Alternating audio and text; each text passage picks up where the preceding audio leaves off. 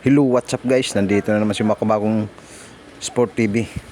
Pag-uusapan lang natin itong pahayag ni Naoya the Monster Inoue dahil in-interview ito sa Japan ng mga mystery media.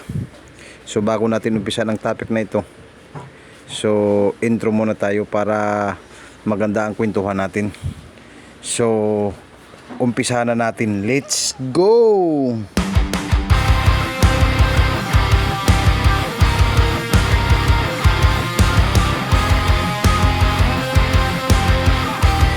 So ayun nga, nagsalita na si Naoya the Monster Inoue na kung interesado pa ba nito na labanan si Cuadro Alas Janrail Casimiro.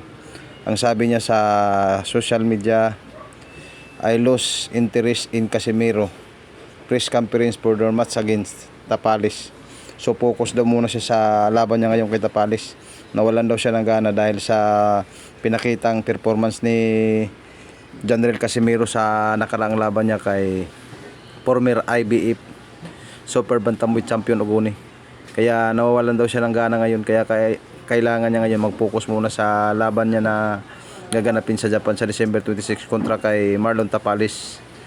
Kaya sabi ni Naoya Monster Inoue, kailangan muna niya na baklasin lahat ng titulo sa Super Bantamweight para magiging 2 division undisputed champion. Kaya sabi ni Naoya Inoue, nagpahayag siya na yung bantamweight division daw, naipon niya yung belt sa loob ng 4 na taon, samantalang ngayon naiipon lang daw niya sa loob ng 5 buwan ang super bantamweight. Kaya malakas ang chance na makuha niya ang titulo kay Tapalis dahil si Tapalis daw ay mahinang nilalang lang. Kaya easy work lang daw sa kanya si Marlon Tapalis.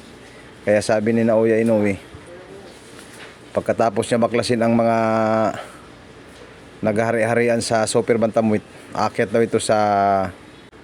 daw kaagad ito sa featherweight para doon na naman magasik ng mga malalakas sa featherweight division para magiging 3 undisputed champion, dahil wala pa raw nakagawa sa history sa Japan na nagiging 3 division undisputed champion.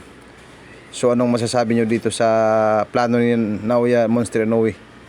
Kasi sabi niya, pangarap talaga niya na magiging 5 division champion. Yun talaga ang pangarap niya.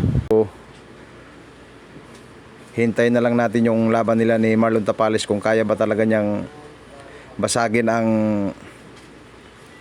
kartada ni Marlon Tapalis. So hanggang dito na lang ang topic natin ito. Huwag kalimutan mag-subscribe, hit ang notification bell para lagi kayong updated sa mga boxing update na katulad nito. Bye bye, hasta la vista, bebe.